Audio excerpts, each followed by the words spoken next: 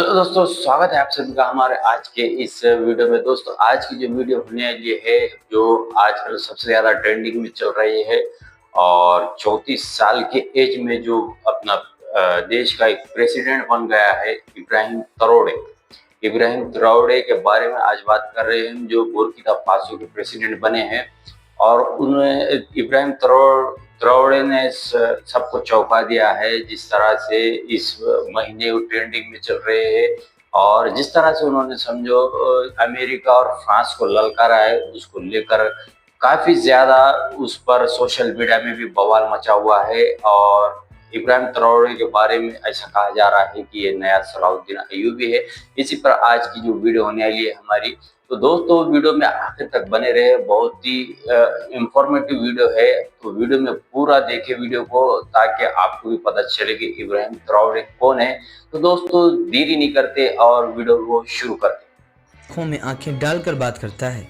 वो न अमेरिका से डरता है, न फिरान से घबराता है, न सऊदी अरब के अरबों के ऑफर्स उसे खरीद पाते हैं। ये है एक गैरतमंद लीडर की कहानी जो अपनी आवाम के लिए जीता है और उनकी आज़ादी की कसम खा चुका है। इब्राहिम ट्राओरे 1988 में मगरबी अफ्रीका के गरीब मुल्क बर्किना फासो में पैदा हुए। उनका ताल्लुक एक दरमियाना घराने से था, जहां दौलत नहीं थी लेकिन इज्जत मौजूद थी। गांव में मिट्टी के कच्चे घर थे, पीने का साफ पानी भी कभी कभार दस्तयाब होता था, लेकिन उनके वालिदैन ने कभी भी अपने बच्चों की तालीम पर समझौता नहीं किया।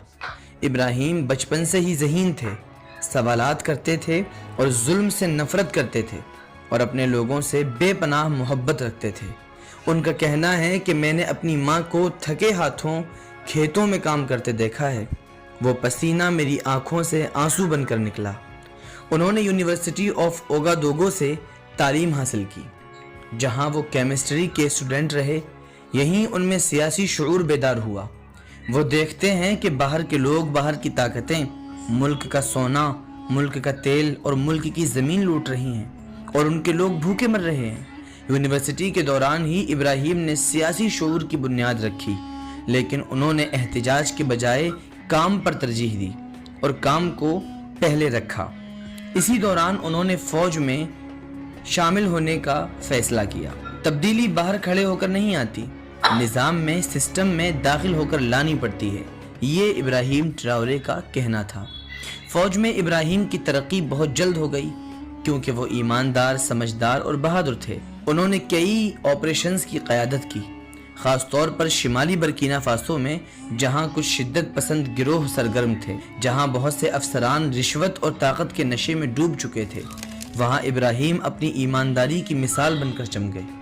फौज के अंदर भी उन्होंने करप्शन के खिलाफ आवाज़ बुलंद की, जिस पर कई बार उनको दबाने की कोशिश की गई, लेकिन वो डटे रहे और अपने फैसले के साथ काम करते रहे। 2022 तक मुल्क के हालात इंतहाई ख़राब हो चुके थे। लोग भूख से मर रहे थे, स्कूल बंद थे, सड़कों पर दहशत का राज हो रहा था। हुकूमत सिर्फ कुर्सी बचाने के चक्कर में थी।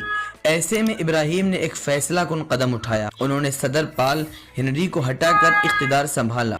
ये कोई ज़ाती मफाद का कदम नहीं था, बल्कि अवाम के मुतालबे पर एक लोगों का इनकलाब था। उनके पहले स्पीच में कहा गया कि हम यहाँ हुकूमत करने नहीं आए, बल्कि हम लोगों की खिदमत करने के लिए आए हैं। फिर ये जुमला देखते ही देखते हर घर में और हर इंसान की ज़बान पर गूंजने लगा। इक़्तिदार में आने के बाद, हुकूमत संभालने के बाद, मुख्तलिफ ताकतों ने इब्राहिम को करीब लाने की कोशिश की। खबरें आई कि सऊदी अरब ने अरबों डॉलर्स की इमदाद की है, और लेकिन शर्त ये लगाई है कि वो मगरबी पॉलिसियों की पैरवी करें। लेकिन इब्राहिम ट्राओरे ने ये ऑफ़र ठुकरा दिया। उनका कहना था कि हम अपने ज़मीर का सौदा नहीं करेंगे, हम भूखे रह लेंगे मगर ग़ुलामी की रोटी नहीं खाएंगे। उनके इस इनकार ने उन्हें दुनिया भर के नौजवानों में एक इनकलाबी लीडर बना दिया।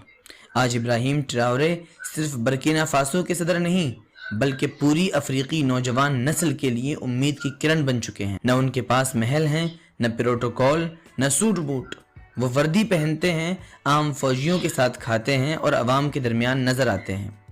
उनका ख्वाब है कि ऐसा अफ्रीका बनाना है जो अपने फैसले खुद कर सके, ऐसा मुल्क जो अपने वसाइल खुद इस्तेमाल कर सके और अपनी इज्जत का सौदा न करे।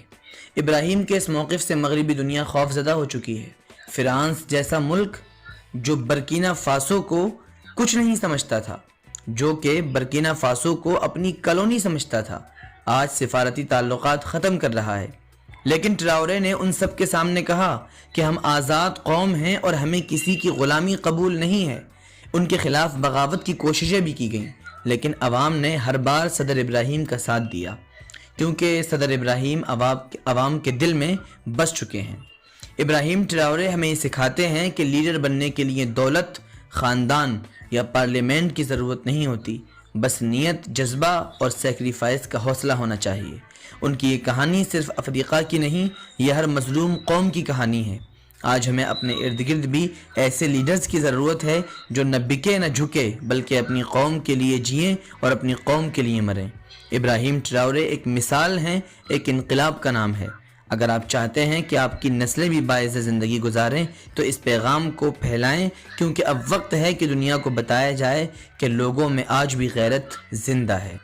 दोस्तों, ये थे इब्राहीम ट्राओरे के बारे में अहम जानकारी, जो 2-3 साल के अंदर ही उसने जिस तरह का काम किया, मतलब बुर्किना फासो के लिए, और दूसरी बात पूरे अफ्रीका के लिए एक मिसाल कायम की उसने। और अफ्रीका में एक लहर आ गई है, जिस तरह से यूरोपियन देशों की उसमें मदाखलत थी, जिस तरह यूरोपियों के देश, यूरोप के जितने भी मुल्क है, वो मतलब जिस तरह इंटरफेयर करते थे और वहाँ से पूरा खजाना, सोना वोना लूट के लेकर जाते थे। इसके लिए उसने जिस तरह फ्रांस और अमेरिका को वहाँ से उनकी छुट्टी किया है, वो बहुत ही जिगर वाला काम है और बहुत ही हिम्मत से काम किया है उसने।